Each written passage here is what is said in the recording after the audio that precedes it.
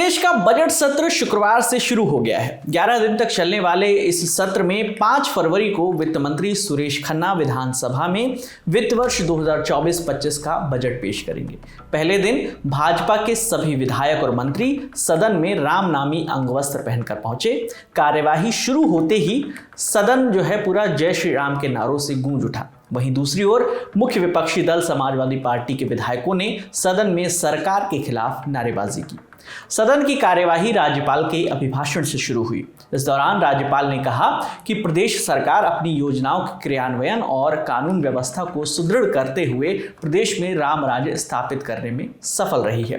प्रदेश में 2 बार हुई investor summit, G20 विश्व कप 2023 के आयोजन के साथ ही प्राण प्रतिष्ठा कार्यक्रम सकुशल संपन्न हुआ है, जिसने दुनिया के सामने प्रदेश की एक नई छवि रखी है। अभिभाषण के दौरान लगातार हो रहे हंगामे से नाराज होकर राज्यपाल ने कुछ देर के लिए अभिभाषण बंद कर दिया और विपक्ष के सदस्यों की तरफ देखकर कहा कि और शोर मचाइए। इसके बाद अभिभाषण पढ़ना उन्होंने दोबारा जारी रखा। वहीं जब सदन में राज्यपाल के अभिभाषण के दौरान विपक्ष के विधायक राज्यपाल गो बैक के नारे लगाने लगे तो राज्यपाल ने भी इसका जवाब दिया। अभिभाषण रोककर कहा कि कौन चला जाएगा ये बाद में पता चलेगा, मैं तो जाने वाली नहीं। इसके बाद उन्होंने अपना अभिभाषण जारी रखा।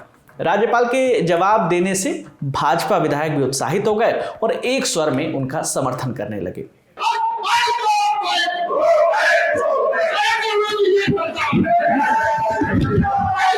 कौन चला जाएगा ये तो बाद में पता चलेगा।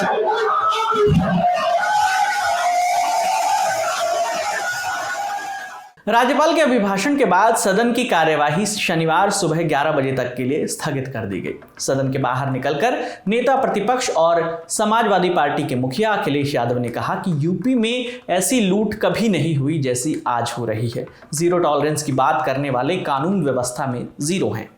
महिलाएं, बेटियां सबसे ज्यादा असुरक्षित है। जो लोग कह रहे हैं कि जीरो टॉलरेंस हुआ करप्शन को लेकर के, ये वो प्रदेश बन गया है भारतीय जनता पार्टी की सरकार में जिसमें लोगों को न्याय के लिए आत्महत्या करनी पड़ रही है।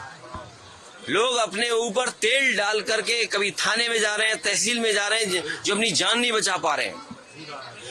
इस सरकार में जीरो टॉलरेंस करप्शन के लिए, जीरो टॉलरेंस जीरो हो गई है।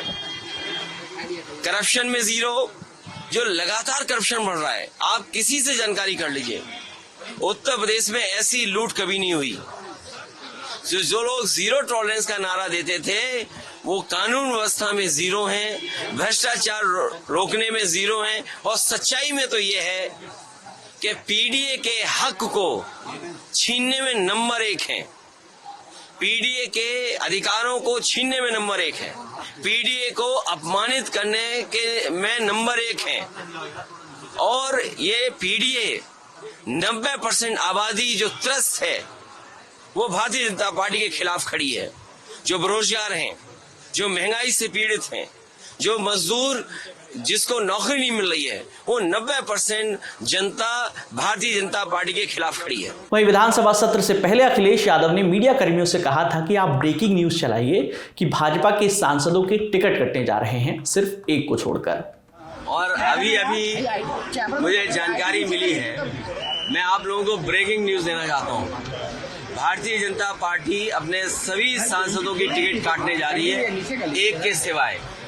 और वो भी जो एक है वो भी अपनी सीट बदलने की सुना है, सीट बदलना चाहते हैं। तो ये समाजवादी पार्टी जीत के लिए आगे बढ़ रही है। वहीं मुख्यमंत्री योगी आदित्यनाथ ने भी विधानसभा सत्र से पहले मीडिया से बात की। उन्होंने कहा कि मैं विपक्षी मित्रों से भी इस बारे में अपील करूंगा कि प्रदेश के विकास के लिए विधानसभा में एक सकारात्मक चर्चा का केंद्र बनाने की जरूरत है। ऐसे में ये सत्र महत्वपूर्ण होगा। अपने विपक्षी मित्रों से भी इस बारे में अपील करूंगा कि जो माननीय सदस्यों की भावनाएं हैं उसे दलीय सीमाओं से अलग हट करके प्रदेश के विकास के लिए विधान सभा या विधान परिषद को हमें एक सकारात्मक चर्चा का केंद्र बनाने की आवश्यकता है। और उस दृष्टि से यह सत्र हमारे लिए बहुत महत्वपूर्ण सत्र होगा।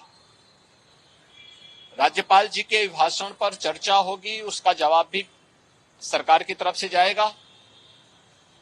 बजट पर चर्चा होगी। मान्य सदस्यों को अपनी राय इन दोनों महत्वपूर्ण मुद्दों पर और अनुदान मांगों पर रखने का अवसर प्राप्त होगा। इसके अलावा अपने अपने विधानसभा क्षेत्र से जुड़े हुए या प्रदेश के विकास से जुड़ी हुई महत्वपूर्ण बातों को सदन के समक्ष रखने का भी अवसर माननीय सदस्यों को प्राप्त होगा। मुझे विश्वास है कि जो एक सकारात्मक माहौल प्रदेश के बारे में बना है, देश में, दुनिया में, उस सकारात्मक माहौल का लाभ विरोधी दल भी लेकर के एक सकारात्मक चर्चा का केंद्र विधानमंडल को बनाने में अपना योगदान देंगे। सरकार हर विधानमंडल की कार्रवाई का हिस्सा बनने वाले हर मुद्दे पर चर्चा के लिए भी तैयार है और उसका जो तथ्यपरक और सही जानकारी होगी उसको सदन के समक्ष रखने और माननीय सदस्यों को अवगत कराने के लिए पूरी तरह तैयार है। तो ये थी उत्तर प्रदेश विधानसभा के बजट सत्र की कार्यवाही के पहले दिन का पूरा लेखा जोखा। आपकी इस पर जो भी राय है हमें कमेंट बॉक्स में जरूर बताइएगा। हमारी विधानसभा के बजट सत्र पर नजर बनी हुई है, जो खबर आएगी आप तक हम यूं ही पहुंचाते रहेंगे। मेरा नाम है विकास वर्मा, देखते रहिए द ललन टॉप। शुक्रिया।